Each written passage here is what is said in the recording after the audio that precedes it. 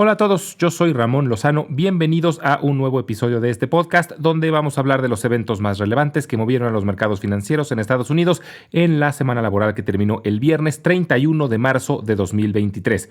En la idea de la semana vamos a hablar sobre Charles Schwab y en la sección educativa vamos a hablar sobre el colapso de Credit Suisse.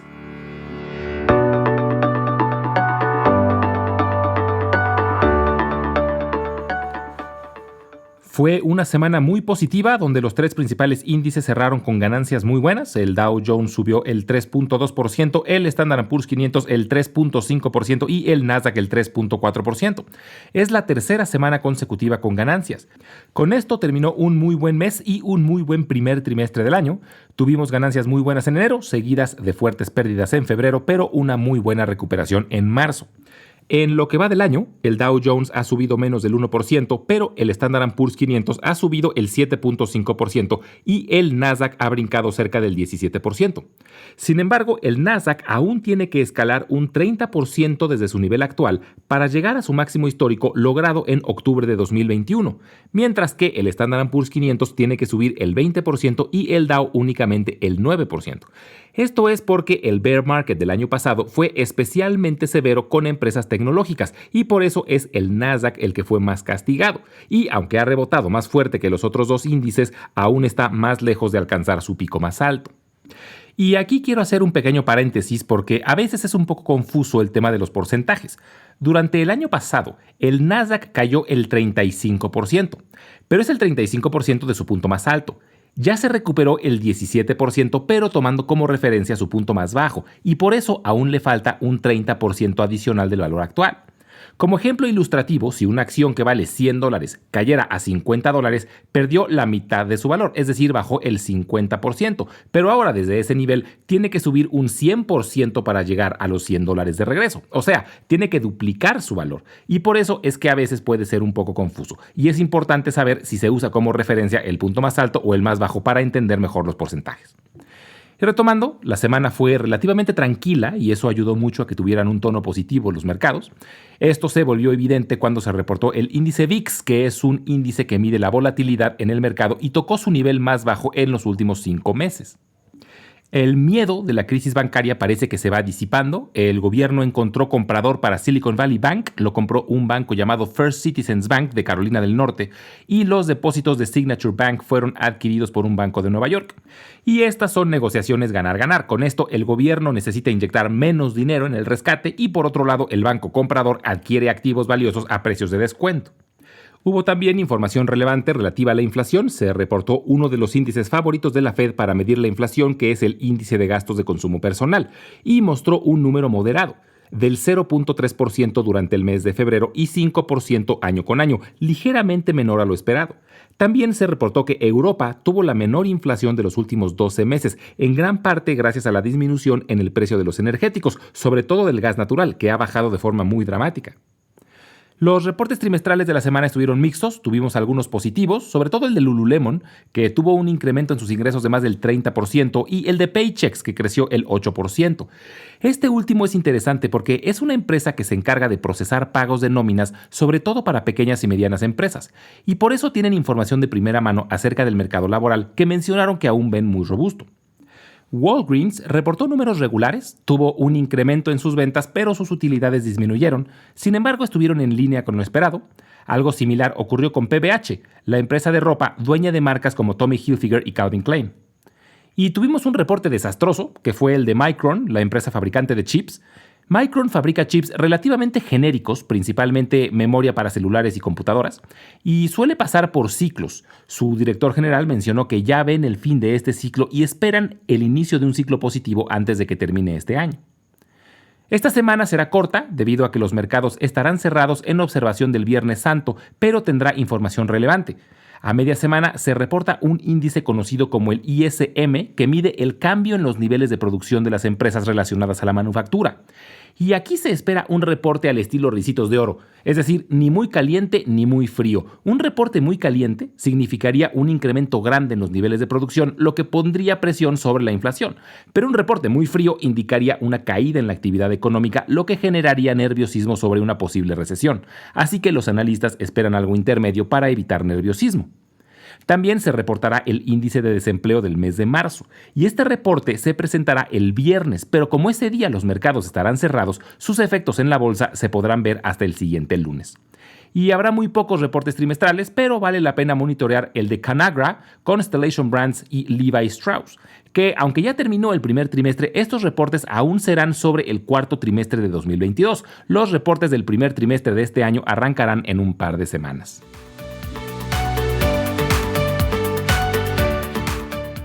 En la idea de la semana vamos a hablar sobre Charles Schwab. Su símbolo es SCHW. Charles Schwab es una empresa estadounidense de servicios financieros fundada en 1971 en la ciudad de Sacramento, California, por un empresario con el mismo nombre. Ofrece servicios de banca comercial y privada, pero sus servicios más populares son de banca de inversión y servicio de broker.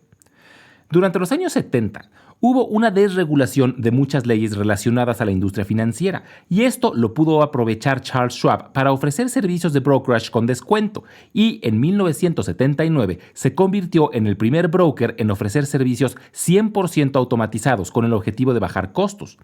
También fue el primero en ofrecer una plataforma para mostrar cotizaciones y poner órdenes online disponibles las 24 horas. Desde sus inicios ha estado muy enfocada en ofrecer a los inversionistas individuales las herramientas para poder participar en los mercados de valores. También fue de los primeros brokers en ofrecer a sus clientes la posibilidad de comprar y vender acciones y otros activos de forma directa por Internet a través de su página web. En 1984, la empresa Charles Schwab fue comprada por Bank of America, pero 3 años más tarde fue recomprada por su fundador junto con otros inversionistas. Y ha crecido mucho en años recientes a través de múltiples adquisiciones, entre la que destaca la compra de TD Ameritrade en octubre de 2020, que, como les he platicado en otras ocasiones, es la plataforma que yo personalmente uso y que me parece de las mejores opciones que hay en el mercado, aunque probablemente pronto se deje de llamar TD Ameritrade y se integre a la plataforma de Charles Schwab. Estas últimas semanas, las acciones de todas las instituciones financieras han caído fuertemente después de los colapsos bancarios que ocurrieron en los Estados Unidos. El mercado ha sido especialmente severo con instituciones medianas como Charles Schwab. Sin embargo, no todas tienen el mismo riesgo. El problema con Silicon Valley Bank y Signature Bank fue que una gran cantidad de sus depósitos eran de empresas de tecnología. Esto hizo que la gran mayoría estuvieran por arriba del límite asegurado de $250,000. Pero además que en estos momentos donde el acceso a capital está restringido, muchas se han visto en la necesidad de hacer retiros grandes para mantener su operación, lo que hizo que estos bancos se quedaran sin liquidez. Pero la mayoría de los clientes de Charles Schwab son inversionistas independientes, por lo que cerca del 80% de sus depósitos están por debajo de los $250,000 y por lo tanto están asegurados, así que es mucho menos probable que haya retiros de pánico. Entonces, la reciente caída en las acciones de Charles Schwab puede representar una buena oportunidad a largo plazo. De nuevo, a corto plazo es incierto y dependerá de si la crisis bancaria ya terminó o tendremos más sustos, pero a largo plazo es muy probable que las acciones se recuperen, ya que es una empresa sólida, con modelo de negocio atractivo y sobre todo que sigue teniendo potencial para crecer. Se espera que este año, aún con los retos que tienen los bancos, crezca cerca del 5%, y por esto es que vale la pena tener a Charles Schwab en el radar.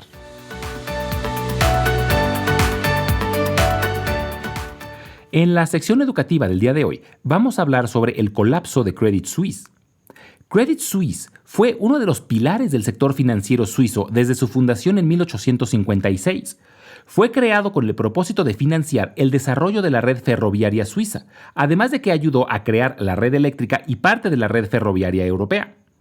Hasta hace unas semanas era el segundo banco más grande de Suiza, solo detrás del grupo UBS, y formaba parte de un grupo de instituciones llamadas entidades de importancia sistémica, que son un grupo de cerca de 30 bancos internacionales tan grandes que una quiebra tiene el potencial de desatar una crisis financiera global. Durante la crisis financiera de 2008, Credit Suisse fue de los bancos internacionales menos afectados y logró salir a flote sin ayuda del gobierno suizo, a diferencia del grupo UBS que fue rescatado por el gobierno. Y ahora, curiosamente, es grupo UBS la que terminó comprando a Credit Suisse para evitar que ésta se fuera a la quiebra. A pesar de su larga historia, Credit Suisse estuvo envuelto en varios escándalos recientes que involucraban a su director general y principales ejecutivos. Por ejemplo, estuvieron involucrados en varios casos de lavado de dinero de narcotraficantes europeos y de la mafia japonesa. ayudaron a resguardar fondos de los dictadores de Filipinas y Nigeria, participaron en un caso grande de corrupción con el gobierno de Mozambique y en uno de espionaje de ejecutivos de bancos competidores, además de muchos casos de evasión fiscal. En fin, todos estos escándalos dañaron de forma muy considerable su reputación, lo que hizo que muchos usuarios del banco cancelaran sus cuentas y retiraran sus depósitos. Se estima que en los últimos meses se retiraron más de $120 mil millones en depósitos. Además de que tuvieron que pagar multas multimillonarias y esto ocasionó que en los últimos años el banco tuviera pérdidas enormes. El último año perdió casi $8 mil millones. Pero esto se quedaba corto con el potencial de pérdidas que se veían venir para este año, debido a que el banco manejaba una cantidad gigantesca de unos instrumentos financieros llamados Credit Default Swaps o CDS y se pronosticaba que le ocasionaran pérdidas enormes. Y la gota que derramó el vaso fue el anuncio del Banco Nacional Saudita, diciendo que no incrementarían su participación como accionista, es decir, que no inyectarían más capital en el banco. Es común que cuando una empresa necesite liquidez recurra a sus inversionistas y les pida dinero a cambio de más acciones. Y el Banco Nacional Saudita era el inversionista más grande de Credit Suisse, tenía el 10% de las acciones. Sin embargo, por estatutos internos ya no podían crecer su participación, por lo que Credit Suisse se quedó sin su principal fuente de respaldo. Esto espantó a los mercados e hizo que las acciones de Credit Suisse cayeran más del 24% en un solo día. Y el gobierno suizo intentó tranquilizar el asunto otorgándole una línea de crédito por más de 50 mil millones de francos suizos, cerca de 58 mil millones de dólares, pero esto no fue suficiente para detener la hemorragia de depósitos, por lo que finalmente el gobierno suizo cabildeó para que Grupo UBS comprara a Credit Suisse por cerca de 3 mil millones de dólares, que es un precio muy modesto comparado con el tamaño del banco, sobre todo considerando que llegó a valer más de 90 mil millones de dólares, es decir, fue vendido por el 3% de lo que llegó a valer. Después de la venta de Credit Suisse, Suiza se queda únicamente con una institución financiera mayor que es Grupo UBS, pero sobre todo, muy probablemente haya quedado dañada su reputación como uno de los sistemas bancarios más estables del mundo. Como siempre, les recuerdo que las transcripciones de todos los episodios las estaremos subiendo al blog invertirenlabolsa.substack.com, al que pueden también acceder directamente desde la página www.ramonlog.com, y si lo prefieren estaremos subiendo los audiogramas a YouTube, donde los pueden encontrar como Invertir en la Bolsa Podcast. Finalmente, les dejo mi correo electrónico por si tienen alguna duda, comentario o sugerencia, es ramonlog@yahoo.com. Muchas gracias y nos escuchamos en el próximo episodio.